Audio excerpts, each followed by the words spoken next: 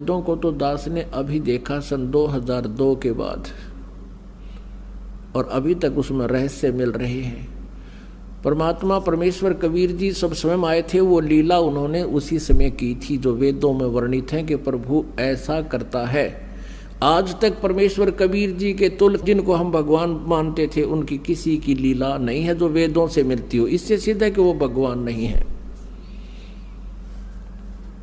आज से 600 वर्ष पहले परमात्मा ने अपनी अमृत वाणी में, कबीर वाणी में, उस सूक्ष्म वेद में, उस तत्व ज्ञान में, सच्चिदानंद घन ब्रह्म की वाणी में कहा था कि वेद मेरा भेद है, मैं मिलूं वेदन से नाही, जौन वेद से मैं मिलूं वो वेद जानते नाही।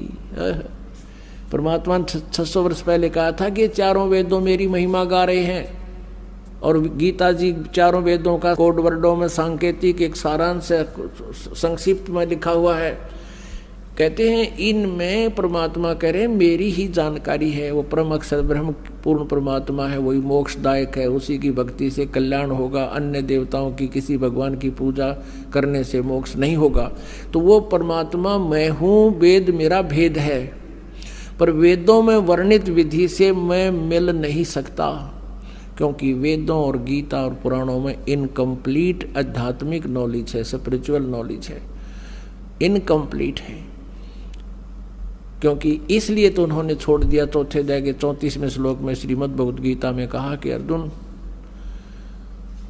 तो उस तत्व ज्ञान को जिसमें सच्चिदानंद घन ब्रह्म की वाणी में उस परमात्मा के पाने का विशेष जानकारी है, वो तत्व ज्ञान है। चौथे अध्याय के 32वें श्लोक में कहा है। उस ज्ञान को जानने के लिए गीता जी अध्याय नंबर 4 के श्लोक नंबर 34 में कहा है कि उस तत्व ज्ञान को तू तत्वदर्शी संतों के पास जाकर समझ, वही बताएंगे। इससे सिद्ध है कि गीता ज्ञान कंप्लीट नहीं है, लेकिन ये नहीं कह सकते गीता ज्ञान गलत है। यजुर्वेद अध्याय नंबर 40 के श्लोक नंबर 10 से लेकर 13 तक 2 बार प्रमाणित किया है कि कोई तो उस परमात्मा को संभव माने जन्म लेने वाला, दूसरा कहते हैं वो असंभवात यानी जन्म नहीं लेता, उत्पन्न नहीं होता। कोई निराकार बताता है, कोई साकार बताता है, कोई जन्म लेने वाला बताता है, कोई अजन्मा बताता है। कहते हैं उस परमात्मा की जानकारी तो वो तत्वदर्शी संत बताएंगे। धीरा नाम लिखा उसमें, धीरा नाम यानी तत्वदर्शी संत बताते हैं, उनसे सुनो। इससे सिद्ध है कि वेद ज्ञान भी इनकम्प्लीट है, कंप्लीट नहीं है। इसलिए यजुर्वेद अध्याय नंबर 40 के श्लोक नंबर 15 में कहा है कि वायु अनिलम अमृतम अथिदम भस्मांतम शरीरम। शरीर छूटने तक परमात्मा की भक्ति करो। कैसे? ओम करतो समर, किलवे समर और कर्तुम समर। ओम नाम का जाप काम करते करते सिमरण करो, विशेष कसक के साथ सिमरण करो, और अपना मनुष्य जीवन का प्रथम कर्तव्य मानकर ओम नाम का सिमरण करें। अब ये तो ब्रह्म का जाप। फिर इस ब्रह्म ने बता दिया है कि उस सच्चिदानंद घन ब्रह्म के बारे में तो तत्वदर्शी संत बताएंगे। और यजुर्वेद अध्याय नंबर 40 के श्लोक नंबर 17 में लिखा है वेद ज्ञान दाता और गीता ज्ञान दाता एक ही है।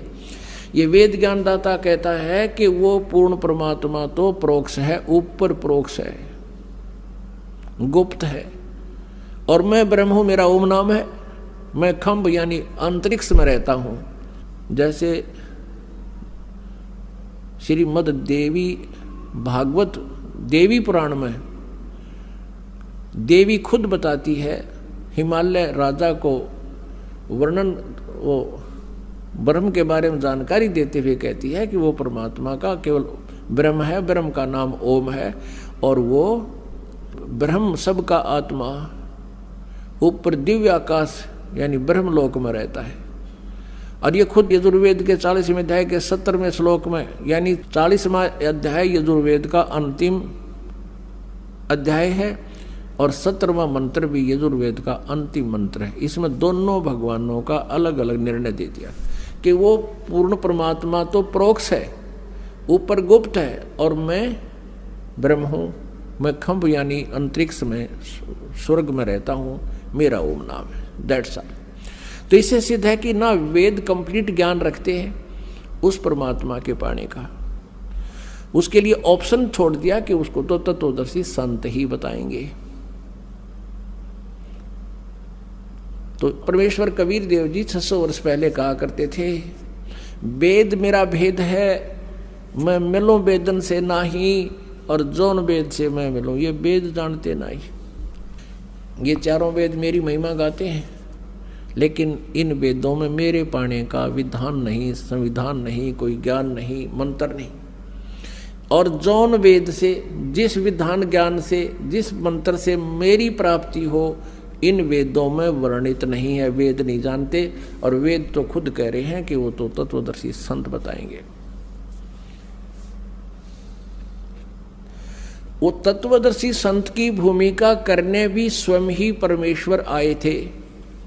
ना जीव तत्वदर्शी नहीं हो सकता, अध्यात्म ज्ञान से जीव परिचित नहीं हो सकता भगवान की रची सृष्टि को। और जीव उससे उत्पन्न प्राणी कैसे बता देगा? ये ब्रह्म भी, ब्रह्मा विष्णु महेश भी, और दुर्गा भी, ये सभी देवता भी, और यो काल भी, ब्रह्म भी और परब्रह्म भी, ये सब उस परमात्मा से उत्पन्न है। तो परमात्मा के द्वारा उत्पन्न की गई सृष्टि को उसके बालक नहीं बता सकते, संतान नहीं बता सकती।